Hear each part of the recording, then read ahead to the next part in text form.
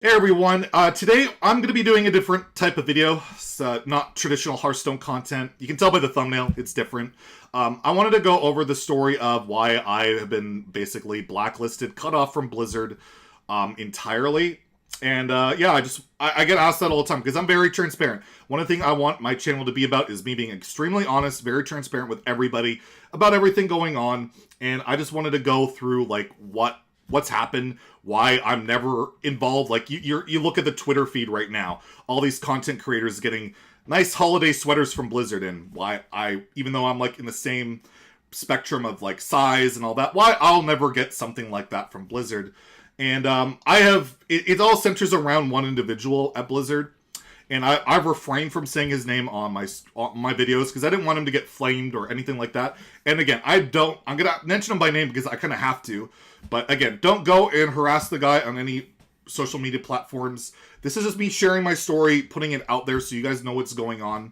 Whether you feel he's right or wrong, just don't go and harass him. But yeah, it's the community manager, Chris Adelis, or Chris Sierra, I think is his real name. And yeah, you can see I'm blocked on Twitter by him and all that because yeah, I'm locked out. So what happened? Well, let's just go through my little short history of streaming. So I started off as a Criparian mod. I was like a mod on a stream. I didn't stream myself, but I got very active chatting while I was recovering from my back surgery. And people were like, oh, you seem really, funny. You have a lot of crazy, like, they like my critical takes. Like, you should try streaming. You might do all right. So I did. And after a year, I got, like, partnered and did really well.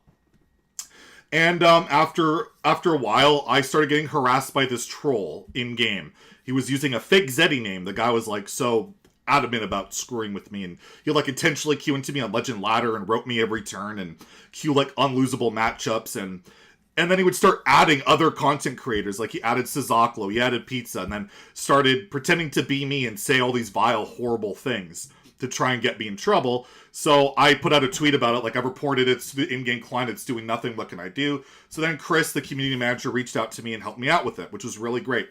I'm very thankful for that.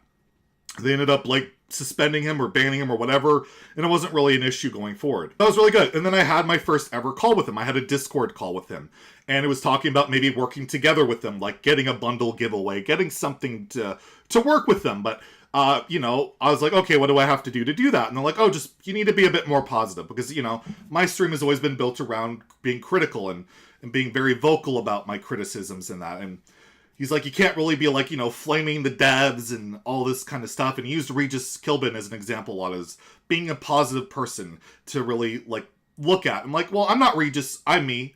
I can't pretend to be someone I'm not, but I get what you're getting at. So, okay, sure. Because I would say a lot of dumb stuff. If you were around my stream early on, I'd say a lot of dumb stuff. Like, there was a card I didn't like, I would say, this dev, and I would name them by name, is a complete effing, idiot for making this card. Or they're just completely dumb, stupid, right? And I stopped doing that to, once he said that, like, okay, it's just juvenile anyways to do that. I'm just getting it for a cheap laugh. I'll stop it. And for the most part I did, but there were times I slipped up and said stupid stuff. So anyways, because I kept slipping up, I guess they didn't involve me, and fine, that's fair. I didn't do what they asked.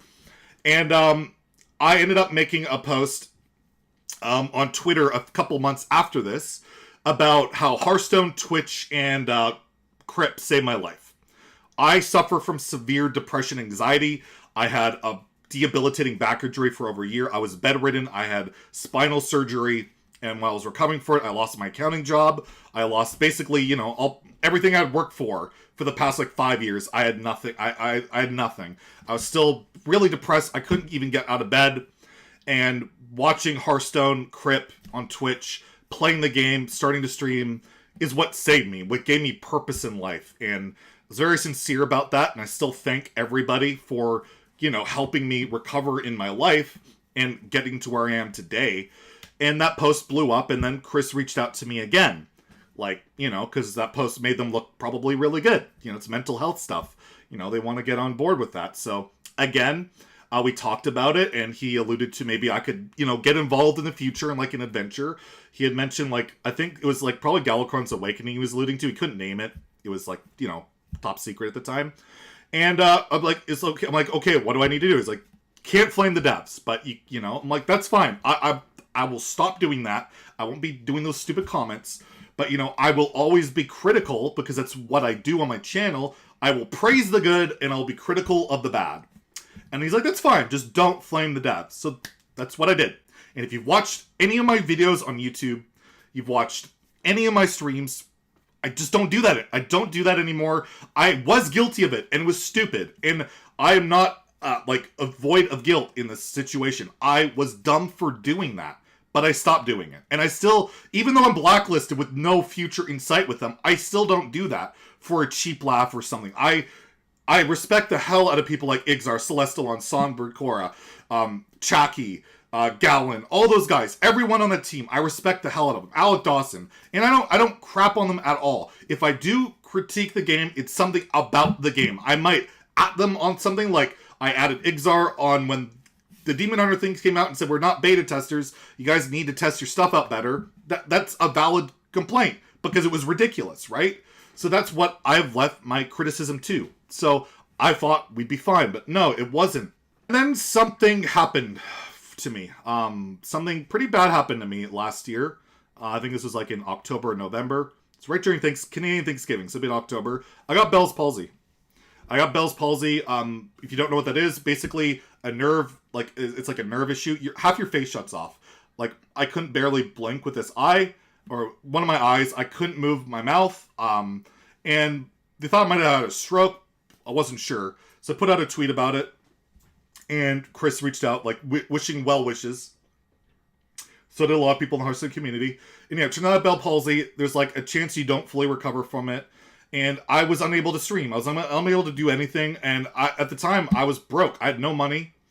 And it was pretty terrifying. And I don't know how long it's going to take to recover. The recovery time could be anywhere between 2 weeks to 6 months or not at all. You might have permanent damage. I escaped it, thankfully. I'm fully recovered now. But that happened, and the whole Battlegrounds thing started happening. There's early access to Battlegrounds. The only way you could get it was through a pre-order. And I couldn't afford a pre-order. I couldn't afford anything. And I was scared because, Hearthstone, I have to create content. And I'm like, I reached out to Chris. He made a Battlegrounds post. And he doesn't respond to my DMs and stuff that often. So I responded saying, basically alluding, can you help me out to get early access? Because they were giving, codes to every creator besides me, like crazy, like candy. And that they would all have access to it. And his response to me was a link to the Battle.net shop. His response to me was a link to the Battle.net shop to go buy it. And that broke my heart. I'm not going to lie. I know I was asking for a handout. I know that. But, I was really, really, really scared. I was scared. I don't know what's going on. I don't know if I was, what was going to happen. I had to borrow money from my parents just to pay rent. And he responded by linking the Battle.net store. So I was really, really upset by that. But thankfully, within an hour of that response from him, I had 2 prominent creators reach out to me and give me codes that Blizzard had given them because they were so upset by this response. One I won't name because that person is still very involved with Blizzard. They do card reveals and all that stuff still. Very involved. So I don't want to get them in trouble. But the other one I know won't care. So I'll mention him. Disguised Toast. He reached out to me. He gave me a code. Also emailed me saying said he had checked out my Reddit post because I about I think it was an MMR issue with Battlegrounds that he really liked, and he reached out to me and he gave me a code and just said he was disgusted by the message. And if you're not familiar with Disguised Toast, he part of the reason he quit Hearthstone was how badly he was treated by Blizzard, probably maybe by Chris, but that's a speculation. But yeah, he reached out to me, and thank you so much, Toast, for that. He's an awesome dude. Not only did he give me a code, but he also gave me, a supportive message about my content. He didn't have to do any of that. It was totally on his own volition. So thank you for that. And the other content creator, you know who you are. If you watch this, thank you.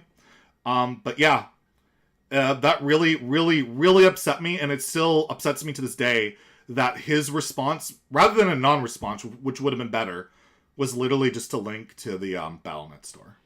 And then Descent of Dragons came out. Galakron Showman broke the game. It broke the game. And I do also, before I get into this, during my Discord call, the second one, he said, have you ever thought about starting a YouTube channel? He said, have you thought about starting a YouTube channel? I'm like, yeah, I want to. I just don't have the setup yet, but maybe next year, which would have been this year, I'll start one. He's like, and my vision for it is to be more of a discussion-based, critical-minded Hearthstone channel, because we don't have that right now. Nobody does that. And he's like, oh, okay, well, that's cool, but he's like, you know, if you could show and demonstrate to us that if you can build a Hearthstone channel that does well, you understand, like, the algorithms, that would make us even more excited to work with you, because we really value YouTube. And in 10 months, by the way, we have 18,000 subs almost. On my own, without any, you know, being on the Battle.net client, without any promotion. This is all us. This is all us as a community. Have built 18,000 subscribers in less than a year. Show me another Hearthstone streamer to do that right now. Like, it's just not a thing. And again, I guess that's not good enough. But anyways, I want to thank you guys for continuing supporting me, because, you know, without this, I'd be screwed. You know, I'd be totally screwed, because I don't have any help like a lot of these other content creators do. Anyways, so what happens? We go to Descent of Dragons, and Galakron Shaman breaks the game. It breaks the game. It's the most unbalanced thing ever, in, like, probably ever. And I make a Reddit post outlining the balance problem at Blizzard, at Team 5. There's a problem there. And I make a post. It's, like, 99% constructive criticism with stats to back it up, with, like, how they can fix things, like what keeps happening, and basically saying that every time there's a new major expansion or content drop, the game breaks, and it's really unfun day one, and it really sucks for the consumer, and something needs to change in terms of balance testing. I don't suggest anywhere that people get fired. I don't suggest anywhere that people are idiots or stupid or anything. I just suggest that something is not working what they're doing, and there's things that could be improved upon that. I put the Reddit post out. It gets like 5,000 or 4,000 upvotes on Reddit. It blows up. They announce nerfs like later that day, basically because of this. And I reach out to Chris. I DM him saying, like, I made this Reddit post, just a heads up. I hope you guys have a chance to read it, because it's really, you know, it's an issue I think you guys should really take a look at. And he reads it as, you're being super negative. You're creating a pitchfork mentality. People here have jobs, they have emotions, they care, and you're trying to, like, you know, basically alluding that I want them to get, like, fired or have people go after them, when I'm literally just outlining how the game can improve. I'll link all this stuff below. Like, I'll try and link every Reddit thread, every tweet, all that stuff below. I'm not doing, like, a highly edited thing here. This is just, like, off-the-cuff talk. Anyways. So, yeah. And then after that, I don't hear from him. He will not respond to any message. I'm excluded from Galakron's Awaken. I'm excluded from Ashes of Outland. I'm excluded from Skullomance. All that stuff.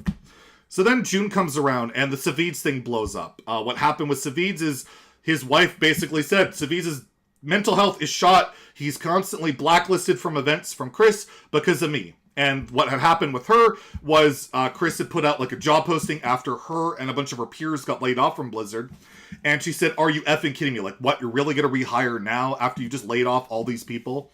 And his response to that was blocking her and blacklisting Savids, because Savids is married to her. And that went on for quite a while until they said, you know, screw it, we're going to make it public. It blew up. It got covered by, like, mainstream media. And then they apologized, backpedaled, and removed the blacklist. So during this event, I put my support out there. Reddit will tell you that I was doing it to leech on to get clout.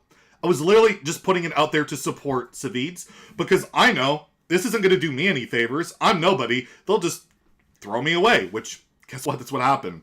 But yeah, I was not trying to chase clout. I knew it wasn't going to help me, but I wanted to put my story out to help support Savids. And it's this story right here. And yeah, I'll put that twit longer below. I was very emotional about it. I was very upset, mainly because Chris would never respond to anything I would say for forever. And then the one thing he did respond to me about a week before this was, you're being too negative. We can't get involved with you until you improve more. When it's just like, what the hell can I do? I'm not allowed to critique the game, because that's what it was at this point. I'm making YouTube content at this point. I have like 2,000 or 3,000 subs already. I was making the exact same content I make now. I'm like, what can I do? It's never going to change, because Chris keeps telling me to not flame the devs. I'm not doing that. He's telling me not to be negative. I don't feel like being negative, being constructively critical. Anyways, so yeah, I made the twit longer, and then I DM him after the twit longer, you know, saying I don't think he's a bad guy. I get that I'm piling on during a bad time for you, but I have to get my story out there. This is how a lot of us feel out in the scene, and a lot of us feel this way, and I get blocked right after. I get blocked after the twit longer. After the DM, since then, I've had multiple content creators reach out to him. And yeah, he just ignores their pleas to at least unblock me. I went to my personal Twitter, DM'd him there, pleading just at least talk to me, want to block me, and yeah. So basically, I'm totally cut off from Blizzard. He's the only guy that matters there in terms of like he coordinates all the giveaways, all the invitationals, the Play Hearthstone Twitter channel itself. That's all him. So if he decides he doesn't like you, you're screwed. It's the one guy. I deal again. I have other devs like Ixar, Celestalon, Cora. They talk to me on Twitter. They're cordial. They don't pretend I don't exist. But with him, I'm totally cut off. So that's where it's at. There's nothing I can do about it. I keep trying to reach out to him. I keep doing what he said. Don't flame the devs. Build a big YouTube channel. I feel like we've done a lot of that. And, I just want to thank you guys for helping us get to almost 18,000 subs. If it wasn't for you, I would be screwed, like I said. And I don't need Blizzard to grow. You guys are all I need. You guys pay my bills. Blizzard doesn't. I would love to work with them because I love Hearthstone. I love the game, and I would still could put all this behind me. But I don't see that happening. Not with Chris in charge. So it's likely going to be the same thing. But we'll just continue to be blacklisted, continue to do our own thing. I guess we'll promote Hearthstone without Hearthstone wanting us to promote it. But it's what we're going to do, and we'll continue to praise the good, critique the bad, and enjoy the game. So if you enjoy the video, I guess. Support the channel, hit that like button, sub, I'd appreciate it. And, thank you, everybody. I just really appreciate all the support. Thank you.